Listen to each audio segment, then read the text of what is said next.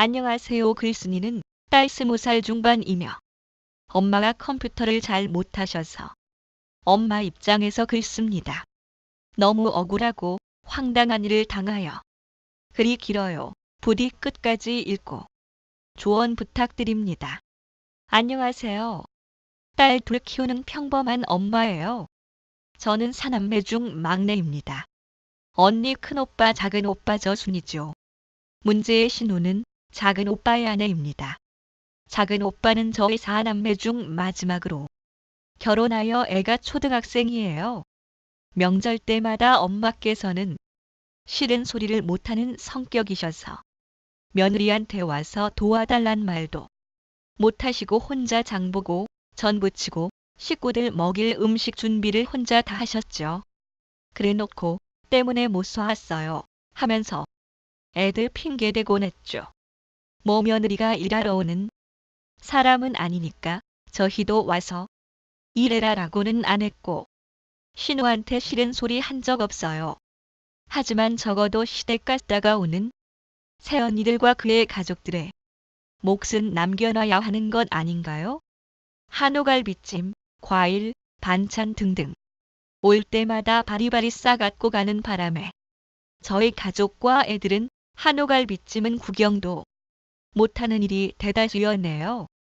작은 오빠와 결혼 전 사고 쳐서 낳은 자식이 있는데 그 아이는 어른이 와도 인사 한 번 할 줄을 모르고 오히려 제 딸을 째려보기까지 했다더군요.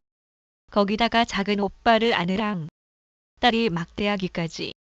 그 모습을 저희 엄마와 언니가 직접 목격했으나 혹시라도 작은 오빠가 해코지 당할까 이혼당할까 전전긍긍하시며 며느리가 아들을 구박하고 소리 지르고 전업주부인 새언니가 밥을 안 차려줘도 작은 오빠가 성격이 순함 아무 말도 못하셨죠.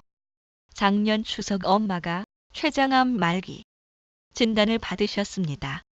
그리고 약 6개월간 입원하셨어요. 간병은 언니가 맡아서 하고 언니의 딸, 아들 저와 제 두 딸이 돌아가면서 엄마 곁을 지켰습니다. 6개월간 아들과 며느리들은 코빼기도 보이지 않다가 엄마가 돌아가실 때쯤 유산 얘기 나올 때쯤 병원에 나타나더군요.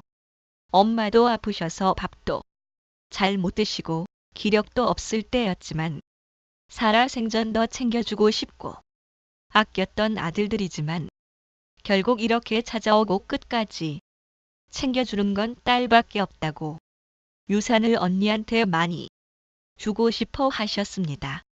이 부분은 오빠와 그 며느리들이 자기들이 돈 많이 챙기려고 하도 속보이는 짓을 해서 엄마의 허락하에 동영상 촬영을 했어요. 결국 엄마는 이번 연도 4월 생을 마감하셨어요.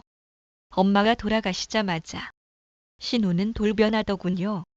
3일간의 장례를 치르고 가족들끼리 모두 모여 점심 식사 후 어른들끼리만 모여 유산 얘기를 했습니다. 작은 오빠가 10여 년 전 차 사고를 내어 큰오빠 아들이 봉변을 당했어요.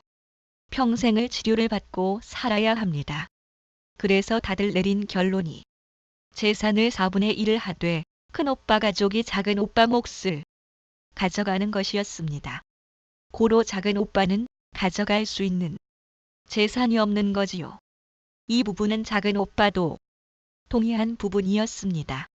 이 얘기를 꺼내자마자 신우이가 야, 니들이나 받지 마. 라고 소리 지르면서 차를 타고 주랭랑을 쳐버리대요.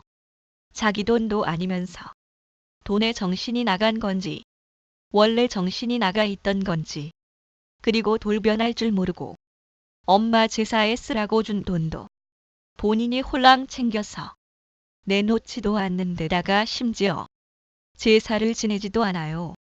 원래 유산 받는 1순위가 자식들이잖아요. 아빠는 10여 년 전 돌아가셨어요.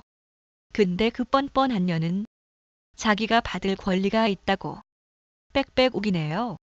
자기는 000씨의 아내이기 때문에 000씨의 돈은 자기 돈이라며 너무 열받고 화나고 분한데 저 또라이 같은 년이 오빠의 핸드폰도 압수해서 저희 번호를 다 차단시켜놔서 연락도 되지 않습니다.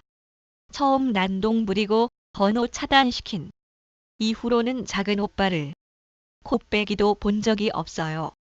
작은 오빠가 혹시라도 사인할까봐 자식 한 명이라도 동의 안 하면 4분의 1 할 수 없대요. 꽁꽁 숨겨놓은 것이겠죠. 이번 추석에 엄마 제사를 지내러 납골당에 모이기로 했습니다. 원래 모이기로 1시간이 오후 2시였으나 너무 늦는 거 아니냐며 깐죽거리길래 오전 9시까지 모이기로 계획 변경했어요. 지 때문에 시간 바꿨는데 9시 40분이 돼도 안 나타나더군요. 집도 10분 거리면서 저도 웬만하면 싫은 소리 하는 성격은 아니지만 안 그래도 화가 나는데 뻔뻔하게 사과도 안 하는 게 더 화가 나서 늦었는데 사과 안 하냐고 한마디 했습니다. 그랬더니 자기가 왜 사과해야 되냐며 저를 손으로 찌르더라고요. 저도 열받아서 똑같이 찔렀어요.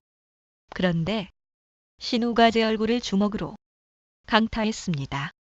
주변엔 남편도 딸도 없었고 신우는 그렇게 제 얼굴을 주먹으로 갈기고 자기 자식을 재빨리 차에 태운 채 날랐어요. 저는 맞대응도 못하고 의자에 앉아 있는데 하염없이 눈물이 나더군요. 제가 울고 있는 걸 작은 딸이 보고 남편을 데려와서 상황 설명을 하고 우선 경찰서에 신고했어요. 경찰에서 신우한테 전화를 수십 통을 했는데 절대 받지 않더라고요.